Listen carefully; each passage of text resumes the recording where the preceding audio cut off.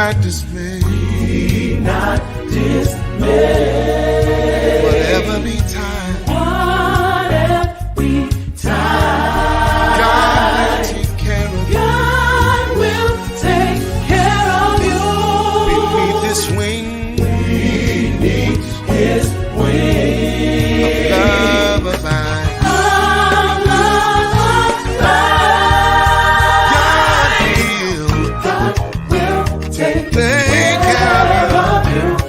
Take care of you. Take care of you. God will take care of you. He'll take care of you. Take care of you.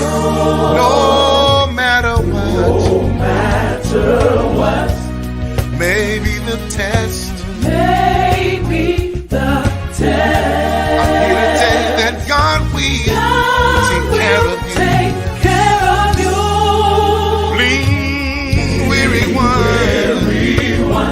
Upon His breast. Upon His breast. God will take care of you. You don't have to care of you. I want you to know that God will take care of you.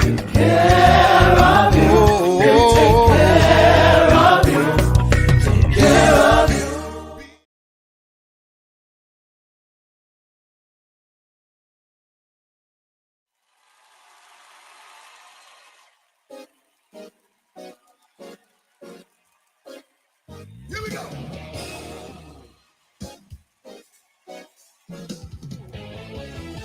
Whoa, clap your hands.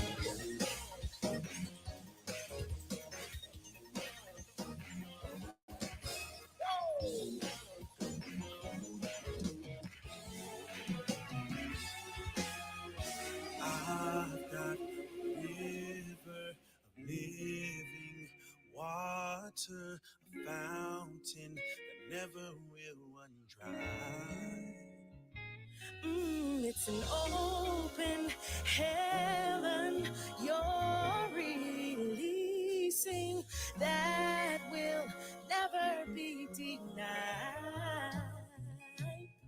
'Cause we're staring up deep, deep wells. Staring up deep, deep waters. We're gonna jump in the river. Jump in the river. 'Cause we're staring up deep, deep wells. Staring up deep, deep waters. We're gonna dance in the river. Dance in the river. Deep cries out, deep cries out. Deep cries out. Deep cries out. Oh, we cry out to you, Jesus. Jesus.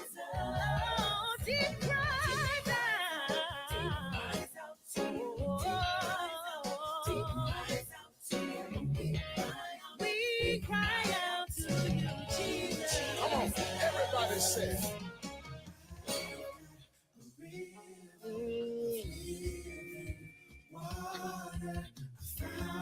That will never run dry. It's an open heaven. It's an open heaven. Your release. Never be denied. So here's what we're going to do. 'Cause we're staring up deep, deep wells. Staring up deep, deep waters. Gonna jump in the river. Jump in the river. We're staring up deep, deep wells. Staring up deep, deep waters. We're gonna dance in the river. Dance in the river. Deep cries out. Deep cries out to you. Deep cries out. Deep cries out. We cry out. You, Jesus.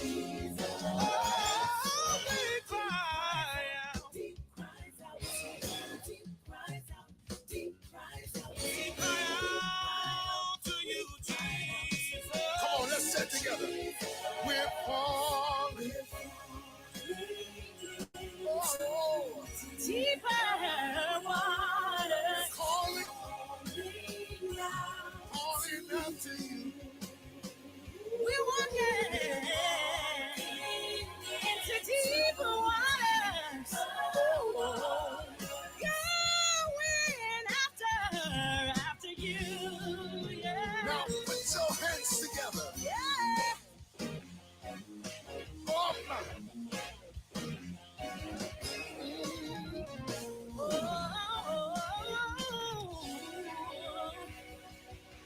Cause if he goes to the left, then we're going to the left. If he goes to the right, then we'll go to the right. Jump in the river. Jump, jump in the river. Jump, Jump in the river. If he goes to the left, then we'll go to the right. Where you lead me, yeah. We'll go to the right. Dance in the river. In the river. everybody.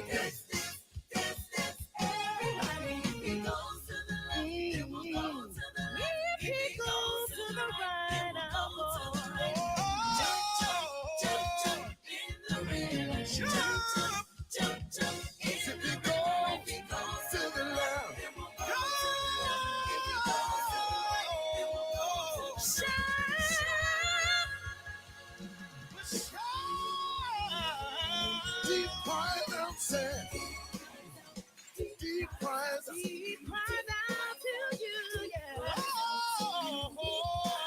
We cry out. To you, Jesus. He cries out. Deep cries out. We cry out. You, Jesus.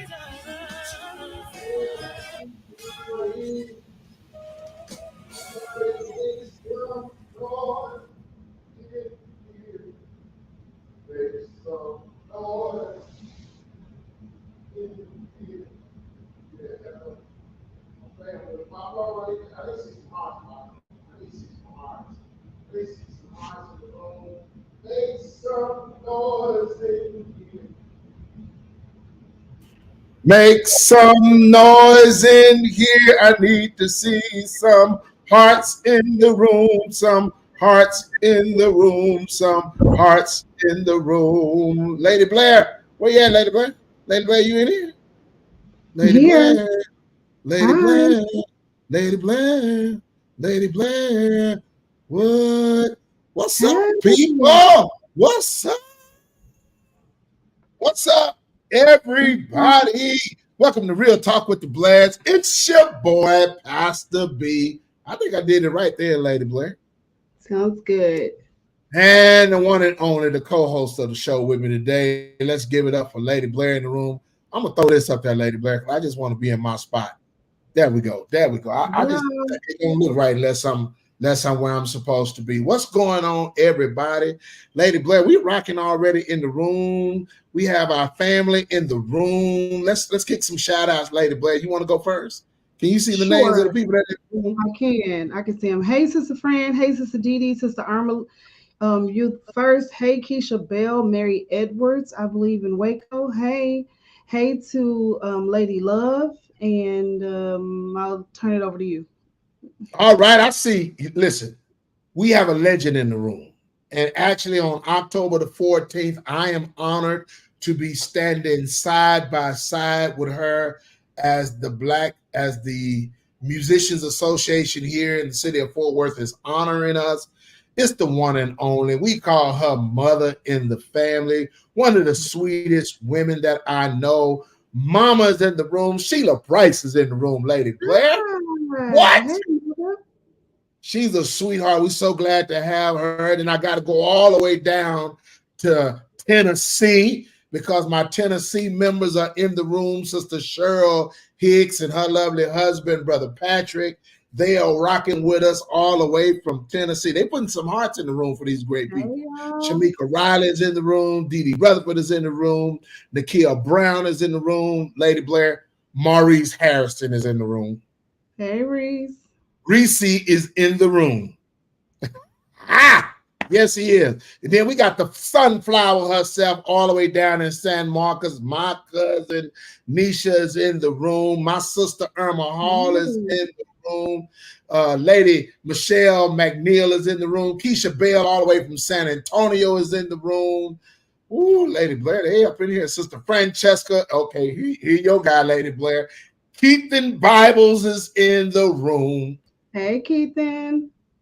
But they ain't putting no hearts. All my people gonna put some hearts. All my people put some hearts. Aaron Bacon is in the room. So we just want to kick a shout out to everybody. We're so glad y'all came in. There's so much that we can talk about here, Lady Blair, on Hot Topic Thursday. First of all, I have to just bring this up. I want to discuss this just for a few minutes, Lady Blair.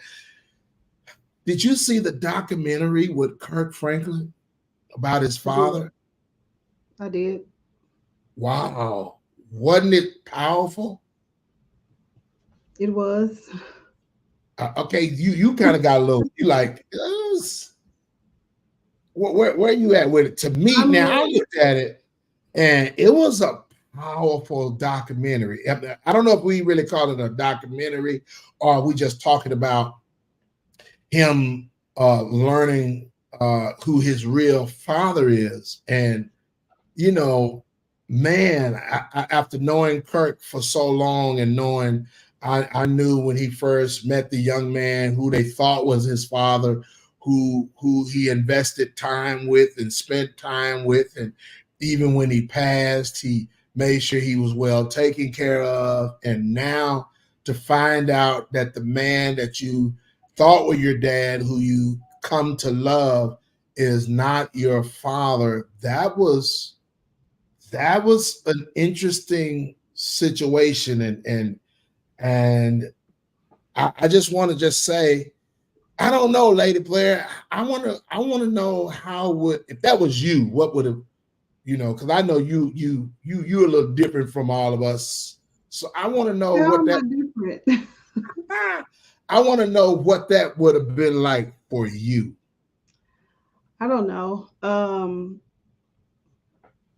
I think that honestly, I think that documentary or miniseries or whatever you call it, really triggered. I think that day that it was released, there was such a heaviness, a spirit of heaviness.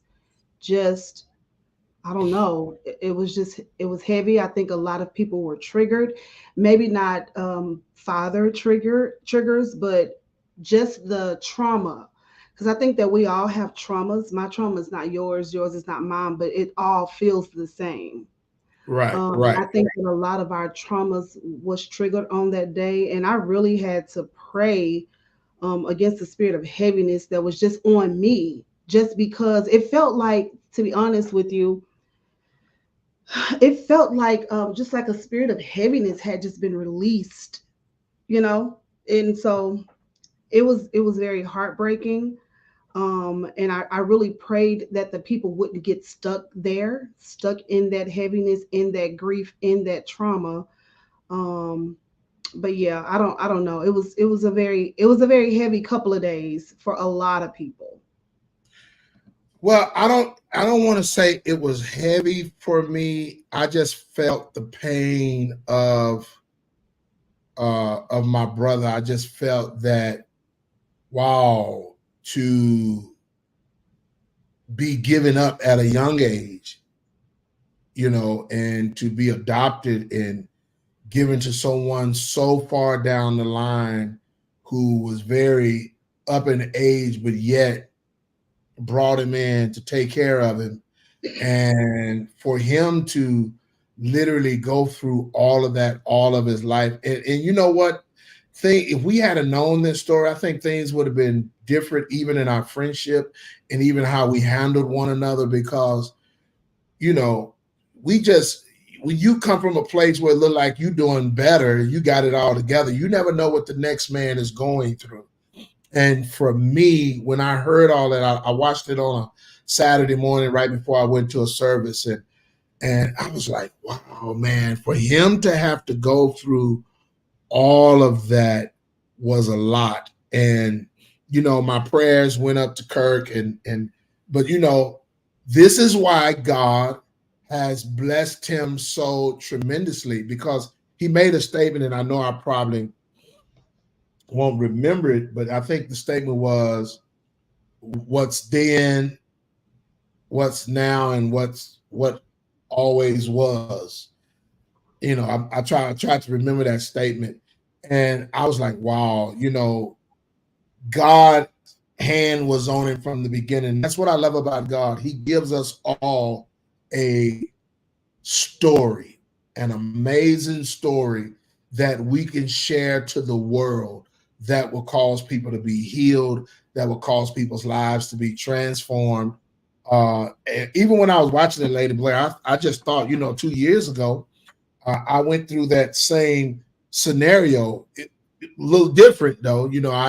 My story wasn't like that, but to learn who my son was, he was 35, and I never knew I had a 35-year-old son who just come up out of the blue, who looks just like me. And here he is at 35 saying, "You're my dad." And I'm trying to piece all that together. Is this getting ready to be drama? Is this getting ready to be something crazy? Is this something that's going to almost interfere with how my life is today?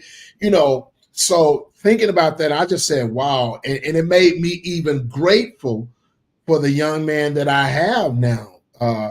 Aaron, I just said, Lord, thank you. And I prayed for Kirk, Lord, if you can do that for my relationship, even though the dynamics are different, let this man be someone that Kirk could love and that he could depend on, that they both would enjoy the rest of their lives together, knowing that God has mended and he's fixing and he's putting everything together. So that's been my prayer for Kirk. And I think this new record that's coming out will he's already started his healing journey again. So I think this new record that's coming out, this tour that's getting ready to happen, all this will be a part of his healing journey. And I just want the people of God to pray for him. Because people don't know in the nighttime hours, the trauma that we're talking about is when everybody's gone. It's when the crowd is no longer around. It's when ain't nobody screaming in the audience. It's when all this stuff is gone that you have to deal with the reality of life. And we don't know what's on his mind. We don't know what he's going through. But I'm just saying, wow, Yeah. it was a great series. Go ahead, Lady Blair. Yeah, I definitely say, pray for Kirk in this journey. I also am considering those who, Kirk has music as an outlet. He has a large village of supporters. He has, financial stability or so, just, whatever, I don't know. But I also consider those who have this huge amount of trauma but doesn't have an outlet, or they don't have a village, they don't have support, they don't have, financial stability. Because sometimes when you go through situations, you kind of use retail therapy as a means of, dealing with your trauma, but you don't have, people that don't have that, or don't have a village, or don't have an outlet. It really breaks my heart for people, for all of us. We all have traumas. Thank God that I have an outlet, or I have whatever, whoever has whatever. But for the people that don't, that have those traumas, and they don't have nowhere to turn, they don't have anybody to lean on, I just pray that God would meet them, that there would be a head-on collision with God in those moments when they're dealing with their trauma, but they don't have anyone to vent to. They don't have, they don't have a release. And so it's very sad. So with that being said, Lady Blair, I know we grew up in church where church didn't believe in going to, we call them therapists now, back then they were psychologists and we gave them all kind of names, but let's talk about that for a minute. The importance, are we out of bounds? And I know this is going to come up with a lot of church stuff that we've been taught. Are we out of bounds if we go to sit down and talk to a therapist? Or, I know the church say, hey, just pray about it. God would meet you. God would do this and God would do that. And God is this. And that's true. But does that does us having just God keeps us from a therapist in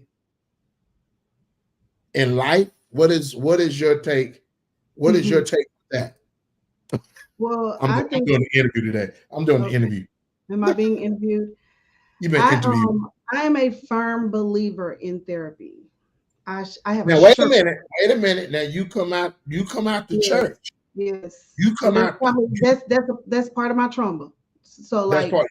So you come out the church, and so you believe in going to a to therapist. Yes, discuss your issues yes, with a person yes. who's not necessarily going to give you biblical background No, unless they no. are a Christian, Yes, but allow you to talk. And so you're saying to me that's okay. I believe in a Christ-centered therapist. The therapist that I see is a Christian therapist. He is a clinical So psychologist. you have a therapist. Yes, he is a doctor. So he can write you a prescription if you need one. So like he's not just somebody that went to school for 6 months, and that's good if you've done that. But the level of therapy that I needed was someone that could really deal with the mind and really knows how the inner and outer workings of the mind. So I do think that there is no problem. I don't think that God would give people this type of wisdom for us not to take advantage of it. I don't Mm. think that he would, he's given them the grace for their expertise or whatever. And um, I don't think it's a slap in God's face for us to have a therapist and, excuse me, and for me, a Christian based counselor or therapist. I mean, have Jesus and a therapist. I don't think that's a problem.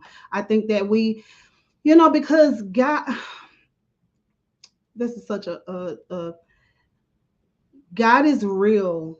He's Yes, real. he is. He's very real.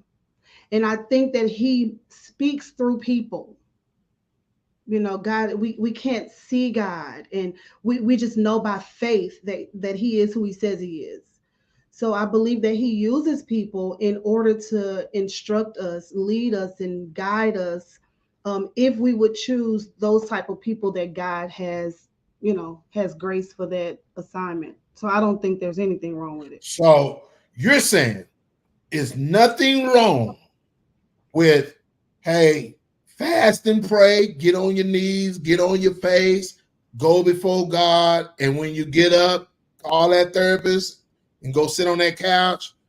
Do both. Yeah, because there was a time in my life when I had been going through like a spiritual situation, and I had prayed about it and read the Bible about it and fast and everything about it, and I went to my therapist and I talked that through with him. And so I knew what the Lord and the Holy Spirit had said to me during that time of fasting and praying, but he just confirmed it. So he said some things to me in my counseling session that the Holy Spirit had already spoken into my heart. So when he said it, it was just confirmation. So like I just think that God can use, that's why I say a Christ-centered. Now I don't know about everybody else, and you want to go to any kind of therapist, that's on you. But for me, I needed someone of like-mindedness as far as my faith. So after I went through that situation and prayed and fasted about it, I went and I talked to my therapist, and he was able to help me connect the dots. He was able to confirm some things in me and able to help me walk out what the Holy Spirit had given me to do. So it was, I think it's great. Keith Bible says, no, we're not out of bound. I have a therapist I see on the regular, and she helped me a lot over the years. Nakia Brown says, thank God for Jesus And the therapist. and my therapist. Yeah. Tanner Kelly said, absolutely not. God and therapy go together. Absolutely. And Sheila Bryce says, God creates us to be a blessing in all walks of life. The therapist can help. Yeah. I always, and people are afraid, Lady Blair, when they're in the church to admit that I go see a therapist, because they're not prepared for the backlash of maybe being judged of a lack of faith, or they don't trust God enough. But people don't understand therapy is not that you have a lack of faith or you don't trust God. Therapy is to go and sit down and have a real life conversation of how you feel, what you're experiencing, telling your truth, telling your story to someone who has the ability to navigate you through and help you get to a place of healing. Absolutely. Right? That Absolutely. therapist is not there just trying to know your business. He's not there just trying to figure out what you're going on. Sometimes, and I get it. And I'm not knocking it off because we go to the same therapist.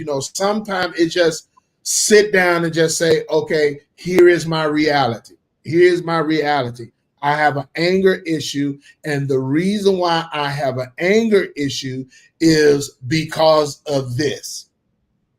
Okay. And then you got to go all the way back. But then in therapy, you have to be prepared to face reality. So here's my next question to you as it relates to the therapy. Do you think it is important? Do you think it's important for people when they go to therapy that they have to be completely open and honest in order to be healed? Yes, I was getting ready to say that the therapist can only do so much. You have to do the work.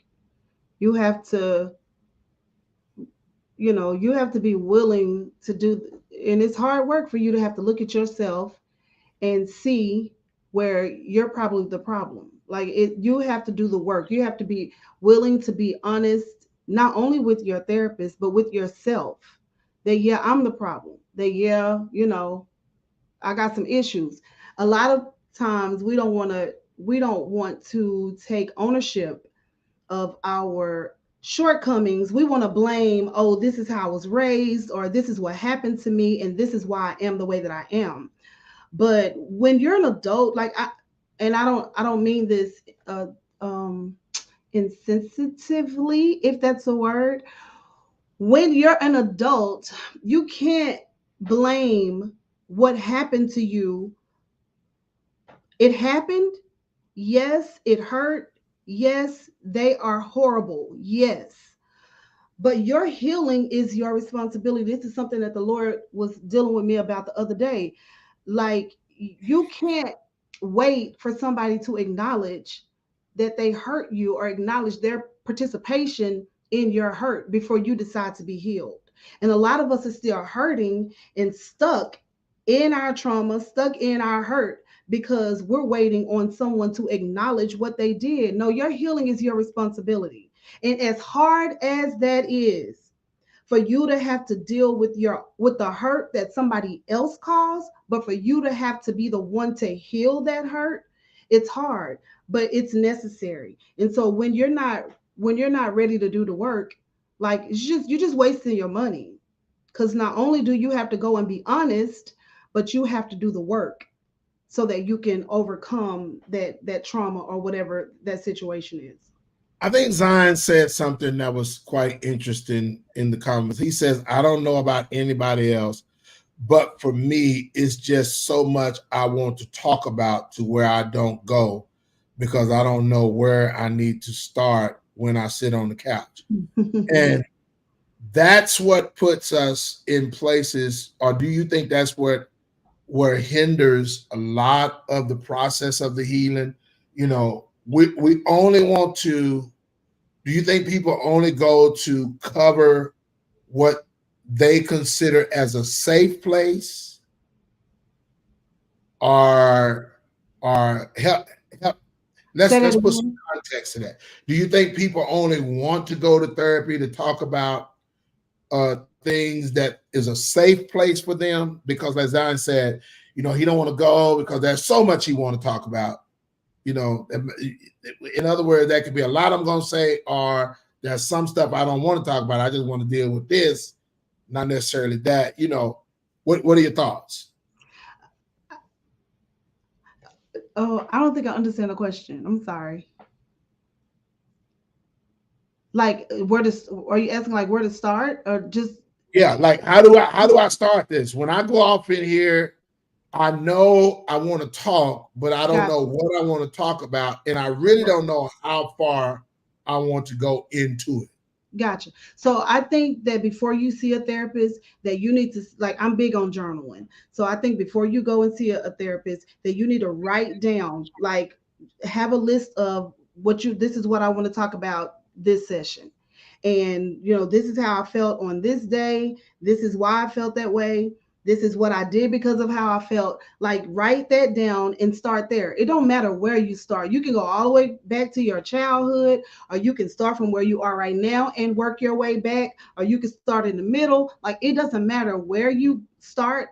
Just, for me, it helps when you write it down so that you have a point of reference, because you get in there, emotions get to running, and you forget what you wanted to talk about. So I would say just write down whatever you're feeling, whatever it is that you need to talk to the counselor about, and go from there. But start anywhere and be honest. Tell everything, but that's up to you. You got to be comfortable saying, listen, when I was 5, I tried to kill a cat. Like, you have to be willing to be honest, so that therapist can, because they can't help. You can't heal what you won't reveal, and we try to conceal, and still thinking that stuff can the stuff that you've concealed can be healed, and it can't. You have to expose it. You have to shine light on it so you can deal with it and then move toward healing.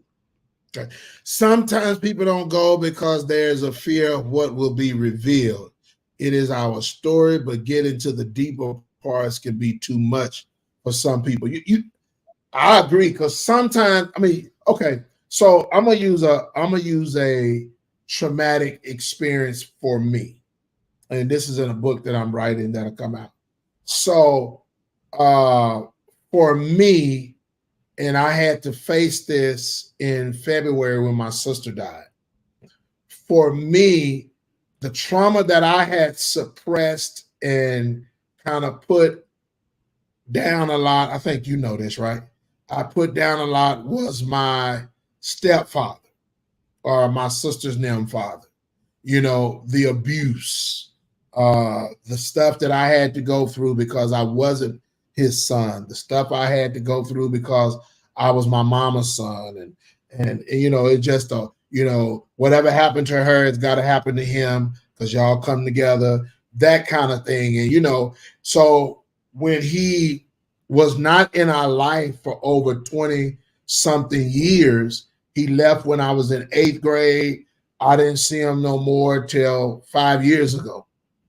So all that time, I was able to suppress, and I was able to bury how I felt. I was able to put down how I was. Now, what I realized later is that a lot of my response to discipline and how I do things was because of what I went through without recognizing where that was developed from.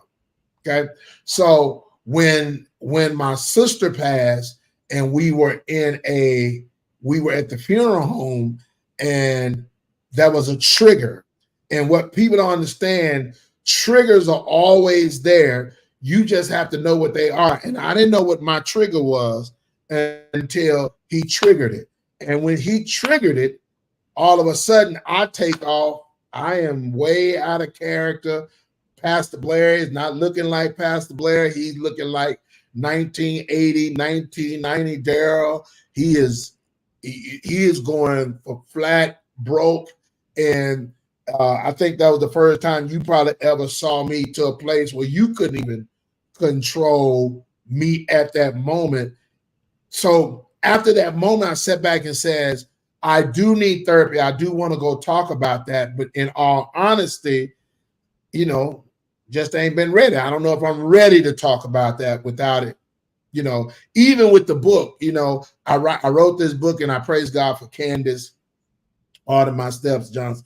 Candace has been so sweet, because I wrote this book called Silent Screams, and I'm at the last chapter. And to be very honest, I'm at the last chapter to bring resolve to everything that I just talked about.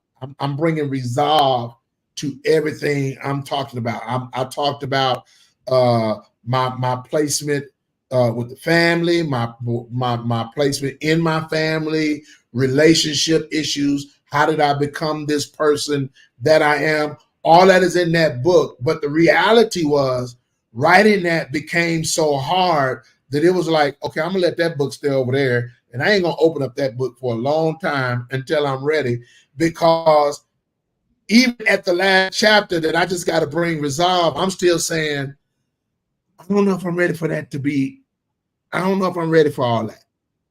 You know, it's going to bless somebody's life, but yet I'm still dealing with unresolved stuff. And that's why therapy is important. But then there are people who are like me who saying, yeah, I know it needs to be dealt with, but I'm not really to deal with it.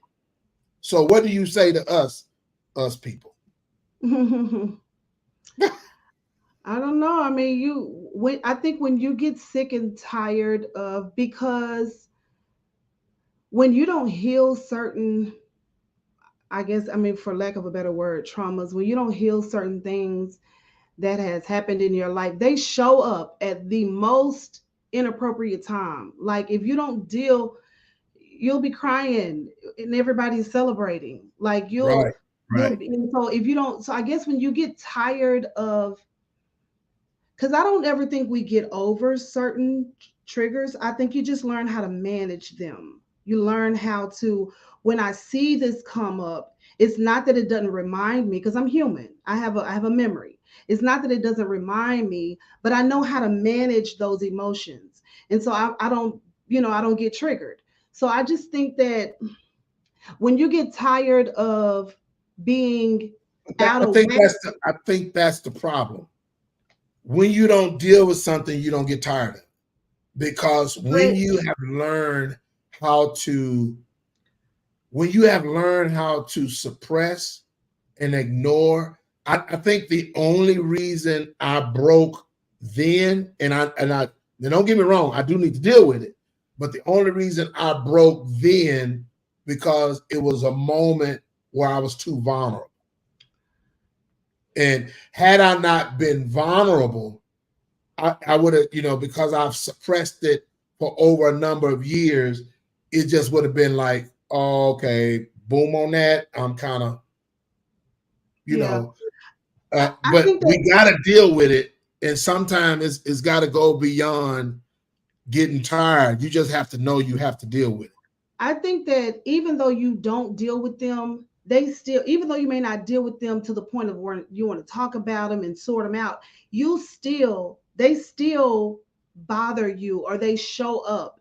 And when you get to the point of, I'm sick of this showing up, and I'm sick of, and I'm ready to deal with this so I can manage this emotion, then I think that's when people can deal with it or talk about it.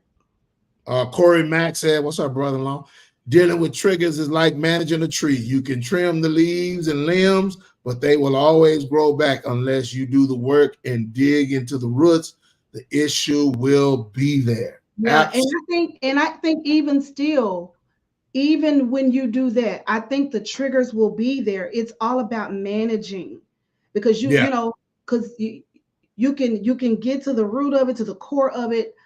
But when that, say for instance, it's a person, when that person shows up, your memory is it's going to recall those emotions and whatever, and you have to know how to, that was then, I've overcome that, and then and keep moving. But you definitely have to learn how to manage. So then let's deal with reality, because now I'm probably going to sound like the most unsaved person right now, but I just believe out of 43 people on this live watching at the moment, and those that will come back, I'm probably not the only one that feel like this. I'm just going to be the only one that's going to say it right now. Sometimes, and I know we're talking about go see the therapist and talk to the therapist. Sometimes that sounds good, but then in some realities, you be like, I don't want to deal with no therapy. I just want to whoop them one good time, beat them up, do something bad, cause them to feel the pain that I feel, and then I'm over it. Now, I know we can't do that. Lady Claire, let me say it to everybody. I know we can't do that, But that's what, I'm like, I don't want to sit on the couch. Let me just go on out there. Let's get, as one of the youth taught me, let's just get in the field. Let me do it at this age. You did it at that age when I was 7 and 8, but now I want to do it at this age when I'm 50 and you where you are. And let's get out there and let's get done with it. And then I'll be good. I don't need a therapist for that. I'm going to heal by slapping your face and trying to do everything. We feel, even though we can't, now I need everybody to hear me, but in the reality, I know some of us like, no, I don't need a therapist. I just want to pay it back. I just want to, and that's not right, but that's the anger that is built up in some of us. And I'm just talking about me. I ain't talking about nobody. That's the anger that is built up in some of us. One of the things that he hates me to say this, one of the things that I dealt with, any man trying to tell me what to do was always a problem. If you said it the wrong way to me, then I guess that was my trigger. You think, Lady Blair? That was a trigger. So how you approach me as a man growing up, if you said it the wrong way and I didn't feel like you had my best interest or you loved me, I grew up fighting. That was just the anger issue that I had. I wanted to fight. I wanted to try. I wanted to test you out as a man. I didn't say I would win, but I wanted to test you out as a man. And when I got older and got grown and I knew I could fight a little bit, then I wanted to just really go and get in there and just say, no, ain't no man talking to me crazy because of my trauma when I was young. So when I met Bishop Winans, you know this story. When I met Bishop Winans, what made me know that he was literally my spiritual father and somebody that I could submit to, we was in a heated discussion. And he asked me a question.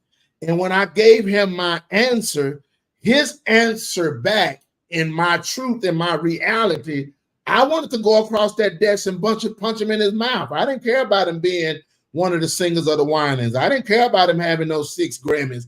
I didn't care about him having all that. But then something grabbed me, and I don't even know, Lady Blair, how long we even knew him at this time, but something grabbed me to teach me and said, he's coming from a place where he loves you.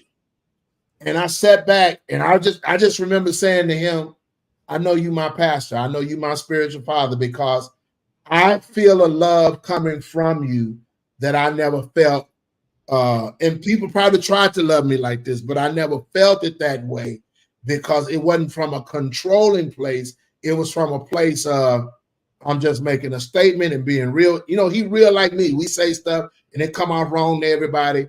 That's just us, But when he said it, but then I watched him over the years, how he handled a terrible Daryl, a person who was trying to get it right, who was trying to come through all of this. So, that's what helped me to this point to where I'm even saying, okay, I'll go sit and talk to a therapist. I'll go sit down and talk to somebody.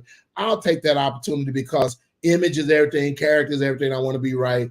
Even though I would feel much better if I can just go and grab, snatch, drag, beat down, and see with my own eyes the hurt that you caused me. We can't do that. So you got to have somebody who cares enough about you to help bring you through the trauma.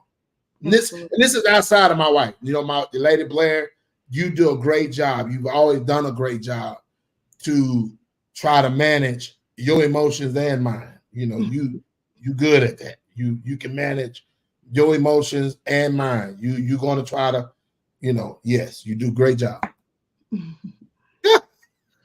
Yeah. Here's one. I think it's up to, that was good. Go ahead. Therapy is only for people who are willing to learn and grow and want to be self-aware to make change. Self-aware. I think it's all about.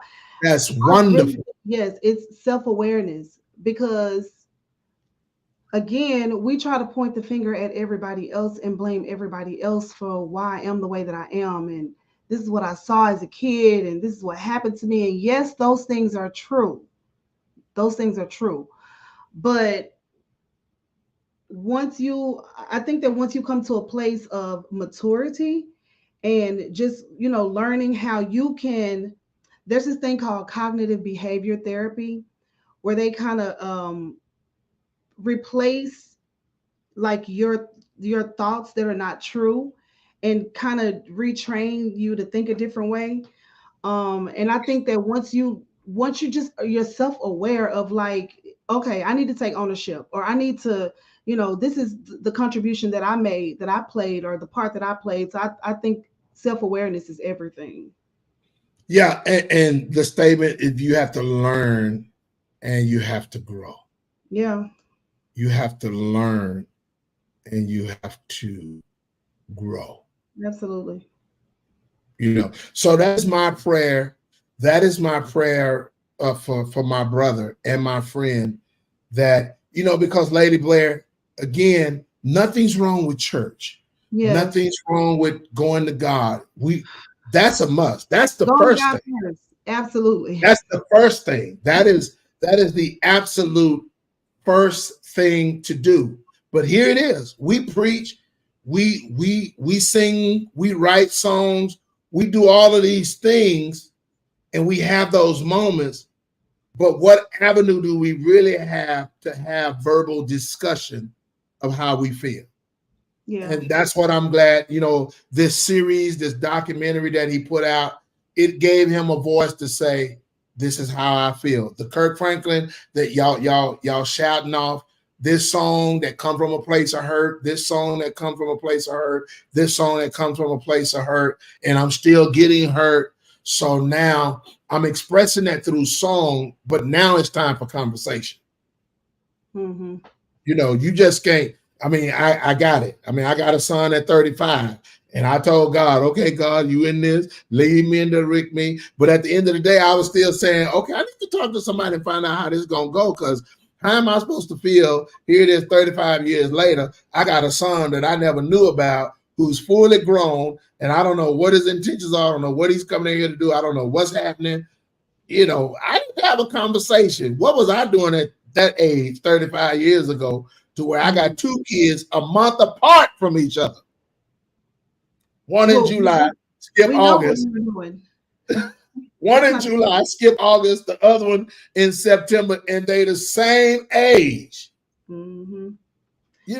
So that's a conversation. Yes, I want a conversation. Hey, I need to sit down and say, look, this is, and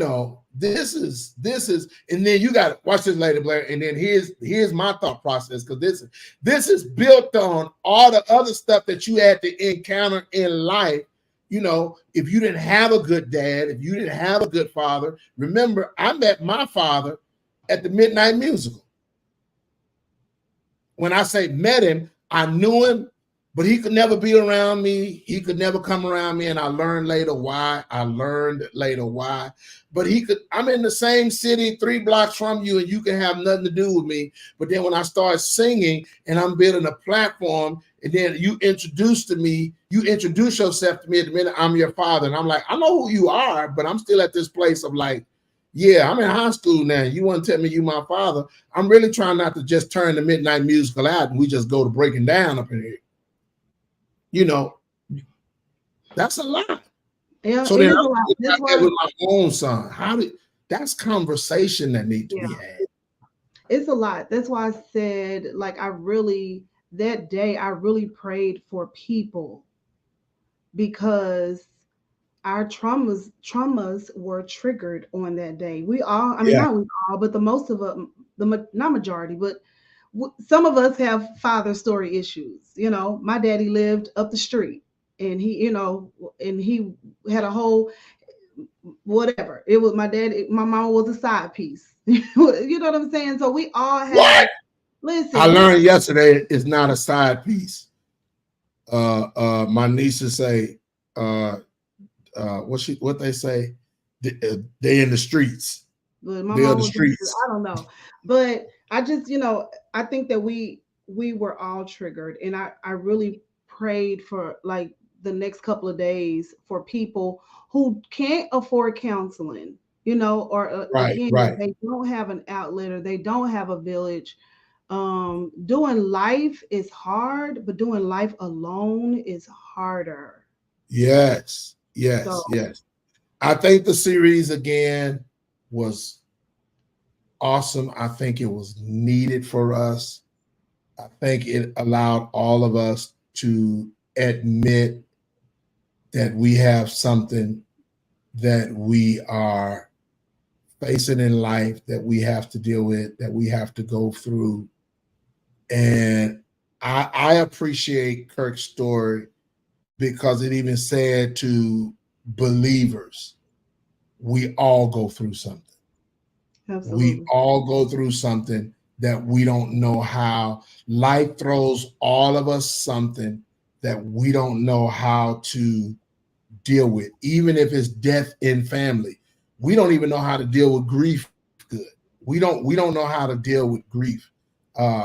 Grief is something new for us. You need a therapist for that. You need to go talk to somebody to tell them, hey, help me. I mean, I know all the scriptures you can give me. Job danced out his clothes and said, naked I came in, naked I'm going to return. Blessed be the name. Oh, that's great. I love that sermon when you preached it. Let not your heart be troubled. Believe also. Oh, I love that message when I heard it. I loved all of that. But at the end of the day, when I'm sitting at home by myself and I'm understanding that something significant has been taken from me, I need somebody to coach me through on how to handle, because I'm not, let me just be honest, and I'll be the bad guy, and maybe I'm the only one out of the 46 people who would say this. But Lady Blair, I might not want to wake up out of my bed. I might be too heavy to wake up out of my bed and say, I want to get on my knees to pray. I might be in an emotional state where I'm sitting there saying, okay, I'm trying to figure this out. I'm trying to see what's up. I'm trying to get an understanding. I'm trying to, hey, this is where I am. And here's another thing that I say: we don't allow people to feel. I might as well just get on that. We don't allow people to feel. We don't allow people to hurt. We don't allow people to have their moment. Some people won't be crazy. Some people will not have mental issues if we allow them a moment to feel without judgment. Feel. One of the things that I really needed to hear is when my bishop called me and we was talking about my sister. I just said, Bishop, I'm just not in a good spot right now. He said, I know how you feel. I was the same way with Ronald. So now his story, his testimony now becomes my example to see how can I get to that. And however, I know where I'm trying to get to. Now, my process of how he got to his and how I'm going to get there might be slightly different. Mm-hmm. He might have went down in sackcloth and ashes, and I might have to go sit down on the couch and cry out all my eyes and then get to a place where I say, okay, I'm better. I'm learning to cope. But at the end of the day, all of us have to allow each other to feel. Yes. And feeling doesn't mean you're not righteous. Feeling doesn't mean you don't believe. Feeling doesn't question your relationship with the Lord, because Jesus understands that we all feel something. Yes, absolutely. As a matter of fact, Jesus became our example, because two words in one scripture says Jesus wept because he felt something. Exactly. So it's okay. It is. It's absolutely okay. It's absolutely okay. And I think we need to give people not only space, but give them a safe space. A safe space to say what they feel. Helena Mayfield just popped in and said the same thing. We have to create a safe space. Yeah, a safe space for people to say what they feel. But then you also have to,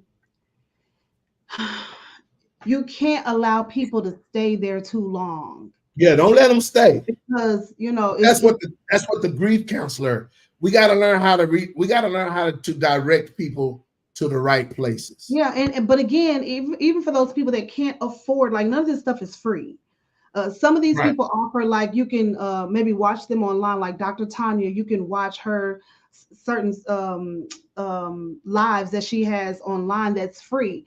But most of the time you need more than a once a month situation. So a lot of people can't afford that. But if you have people in your life, if you do life with people, care enough to pay attention to how they're moving.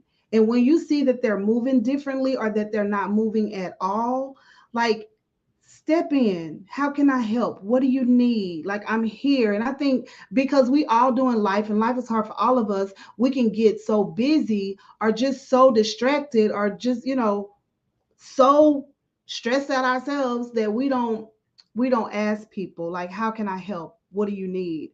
And I think that's Tanya, I think Dr. Tanya Cunningham, anybody need a grief counselor, call Dr. Tanya Cunningham. Mhm. Call her, find her. She's on Facebook and everything. Dr. Tanya Cunningham. But watch this. I remember when Marquise passed, and this was so funny to me. When Marquise passed, and you got to understand, me and Marquise grew up. I've been knowing Marquise ever since I was like 7 or 8. And from 7 to 8, all the way up to her demise, and she was in her 50s with me. We grew up together. We sung together. We did everything together. Everything was together. I never forget when she passed. I was a pastor. I was a pastor. I was a pastor. When I say I was a pastor, I was acting like a pastor. I was like, well, the Lord, things happen and whoop to whoop to whoop. I was a pastor, and I never forget Tanya called me and she said, brother, how you feeling? I said, oh, Tanya, we all have to leave. I'm talking pastoral. We all have to leave here.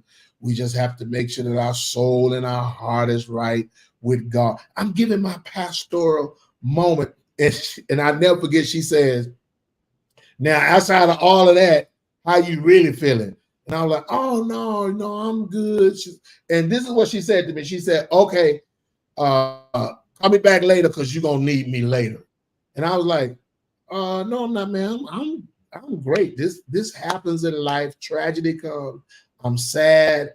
I understand. I got to make sure our people is right. And I'll never forget, Lady Blair, I came in, I did my little cry, I had a little cry, and I was, I felt like I was good, and I preached the service, and then reality hit when I come around and I'm walking across past her casket, and I stopped, and my mind said, you'll never see her again, nor were you able to see her for the last time. And my whole world was just shattered. Oh, I just fell all out with all this. I never forget, she called me and say, well, Mr. Pastor, I saw you at the casket today, so what day I'm coming out there to talk to you? I told her, come quickly. Now, that prepared me for my personal my sister's death.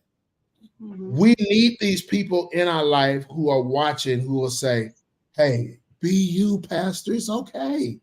Because you got to heal so you can be a help to somebody else. Yeah. And it made me more understanding with other people now. Tootie. What is Tootie saying, what's giving all the ethics? I think she meant antics. But I don't know. Oh, she know I'm dramatic. Yeah. Yeah, so I mean, I think that's great. Again, find your tribe, and do life well. Just try to help each other. We all going through something. Kirk, God bless him, and he has a platform to share his story. Not everybody does. And so there may be somebody at your church sitting right next to you that's going through what he's experienced or far greater, but they don't have anybody to share it with. And I'm just be kind. Like, you don't know who you're going to encounter. Yes. You don't know who you're going to encounter, and just every opportunity to be a light, take advantage of it. Well, Lady Blair, our time is up. And I'm going to put you on the spot, so get ready. I'm going to put you on the spot, and then, just be ready. I'm going to put you on the spot. We want to encourage everybody. First of all, I want to say again, if you have not seen the Kirk Franklin series, I would suggest that you would go watch it and allow that to be a moment where you can express your own trauma, your own hurt, your own pain. We believe that it's okay to have God and a therapist. Get a godly therapist so God can work through him to say what needs to be said to you to bring you to a place of healing. Lady Blair, I just need a line of a song. I need a line of this song. No, because you can sing this.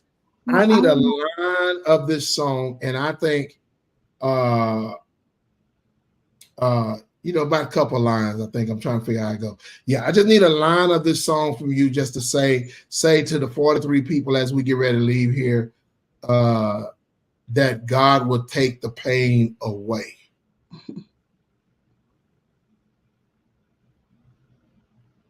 I think if y'all put some hearts in the room, she'll sing it. It's not that.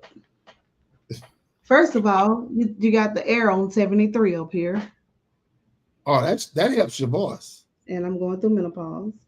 That helps you. That helps. Oh, they putting these hearts in. They putting hearts in like crazy now. They going crazy on. I'm gonna join them. They going crazy on these hearts. They putting it in the comments. They hitting it on the Facebook. So he'll take the pain. I don't know what key you want to sing there. We just need a line of that just to encourage some people to let them know it's okay. It's okay. It's okay. Mary Ever said, "Come on, Lady Blair." Mm-hmm. Let me put all this in. Come on, Lady B. Hearts. My camera's gonna freeze. Heart. It ain't gonna freeze. Hearts. Heart. We come against all cameras. There go my brother Tim. All right. Of course, saying, "Come on, everybody." Sheila Price, we love you, Mama. Okay. You ain't gotta sing it high. You can sing it down low. Yeah, I'm not gonna sing it high. I need somebody to sing to me. Who sings? Who encourages the encourager? But here we go. I'm gonna play the music for you. Okay. He'll take. Give us enough of the song. Don't come off of there trying to throw us off now. You ready? Yeah, I'm ready. He'll take the pain away. I know God will take the pain away. He will take the pain away. I know he'll take the pain away.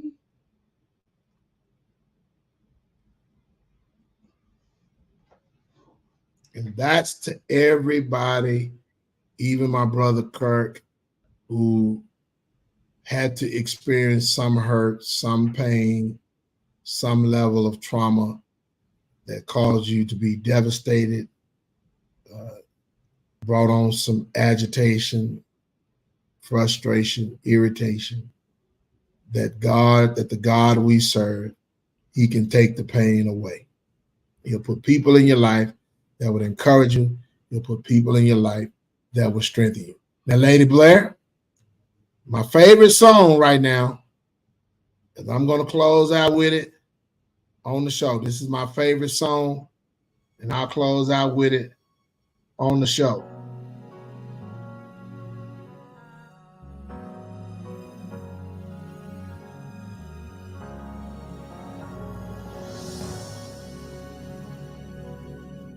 Be still and know that I am God.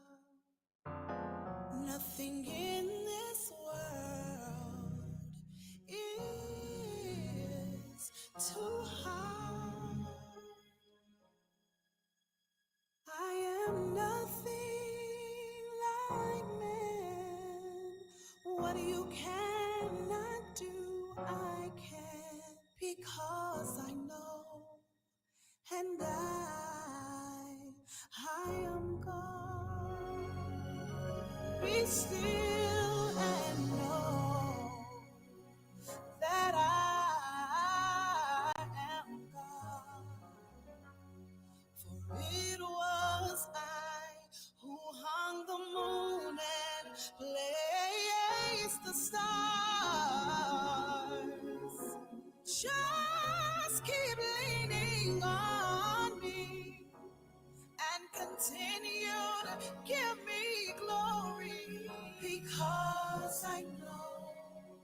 and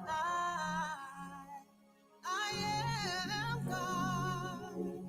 Be still and know that I am God.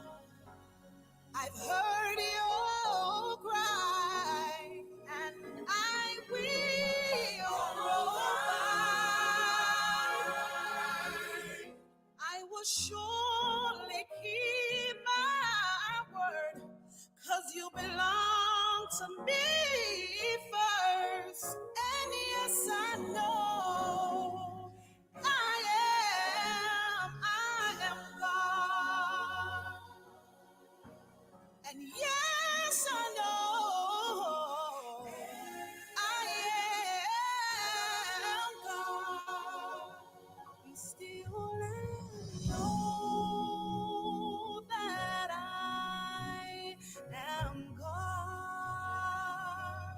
Be still and know that I am God. Be still. Whatever you need, you can depend on me, 'cause I am God. Don't look to the left, don't look to the right. Everything will be all right. I have the world in my hands, and everything moves at my command. I am God. I will come through for you. Whatever you need, I will do. I am God. I was there in the beginning, and I'll be there in the end. I am God. Be still and know that I